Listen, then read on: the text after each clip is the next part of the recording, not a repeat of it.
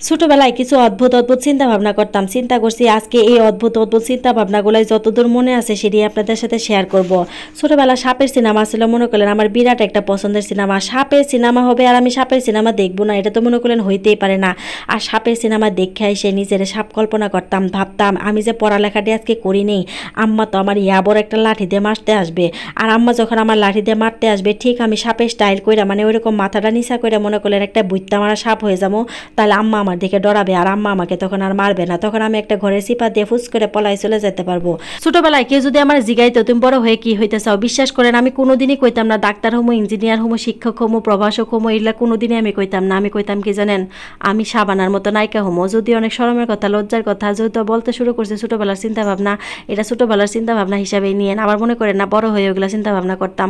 ছোটবেলায় বড্ড শখ ছিল আমি সাবানার মতো নায়িকা হমো, তারপর এরকম সুন্দর সুন্দর জামা কাপড় পরে সাজুগুজু করে ঘুরে বেড়ামো। ছোটবেলায় কল্পনা করতাম আমার যদি একটা পালা জিন থাকতো, মনে করলেন এই জিনটারে শুধু আমি একলাই দেখবো আর কেউ দেখতে পারবো না। এই পালা জিন মনে করলেন পরীক্ষার আগের রাইতে জিনে সব পড়াশোনা কইরা আমারকে পরীক্ষার দিন মনে করলেন পাশে দাঁড়ায় থেকে আমারে সব বলে দিব আর আমি লিখবো।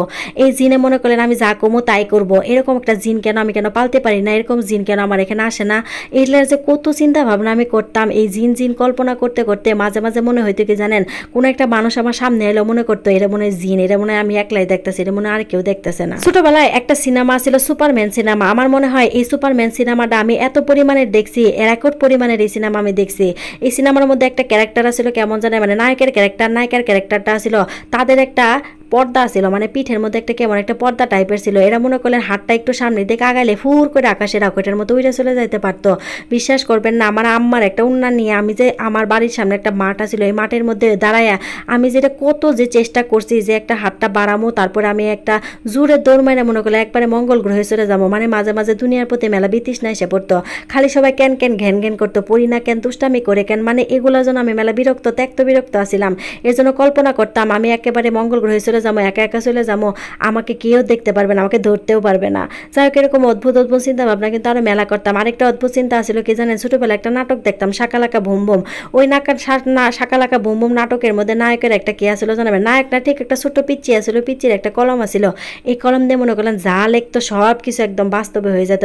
আর আমি কল্পনা করতাম এরকম যদি একটা কলম আমার থাকতো, আমি আজকে 10 তলা একটা বিল্ডিং লেখা মানে আঁকায় আমার খাতার মধ্যে আঁকায় সকালবেলা সবাই সারপ্রাইজ দিয়ে ফেলাইতাম, এই দেখো একটা 10 তলা বিল্ডিং আমার একদম বাস্তবে হয়ে গেছে।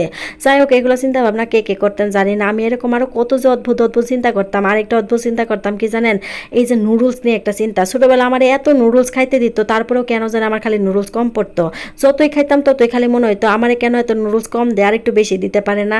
যাই হোক মনে মনে ভাবতাম আমি যখন বড় হবো, আমার যখন অনেক টাকা হবো, তখন আমি খালি নুডলসই খাবো, সকালে দুপুরে রাইতে আমি নুডলস ছাড়া আর কিছুই খাবো না। আমার যখন অনেক টাকা হবে তখন আমি আইসক্রিম খাবো, চিপস খাবো, নুডলস খাবো, এগুলো অদ্ভুত অদ্ভুত চিন্তা ভাবনা করতাম। আরেকটা চিন্তা ভাবনা ছিল যে বাড়ির মধ্যে মানুষে খালি কয় টাকা নাই টাকা নাই, আরে টাকা বানানো একটা ব্যাপার হলো কিনা, এই যে টাকাটা নিয়ে যদি ফটোকপির দোকানে যাই সমানে খালি ফটোকপি করবো আর টাকা বের হয়ে পড়বে, ফটোকপি করবো আর টাকা বের হয়ে পড়বো, টাকার আবার অভাব হবে কেমনে করে কন্ত দেখি।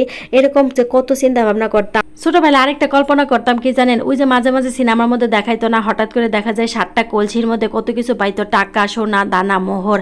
আমার মনে হইতো ওইরকম একটা কলসি যদি আমি কোনো সময় পাওয়া যায়, এই কলসিটাতে আসলে আমি কি করবো, এটাকে আম্মারে দিমো না এটার থেকে টাকা মাঝে মাঝে পলায় পলায় বাইর করে আমি চানাচুর আর বিস্কুট খামো। এরকম কত যে অদ্ভুত অদ্ভুত চিন্তা ভাবনা করতে করতে আমার শৈশবটা পার হয়েছে। আসলে এলো কল্পনা করার আসলে আমি বিরাট একটা উস্তাদ, মানে আমার কোনো কিছু নিয়ে কল্পনা করতে বেশিক্ষণ লাগতোই না, আসলে বেশি দুষ্ট আছিলাম তো।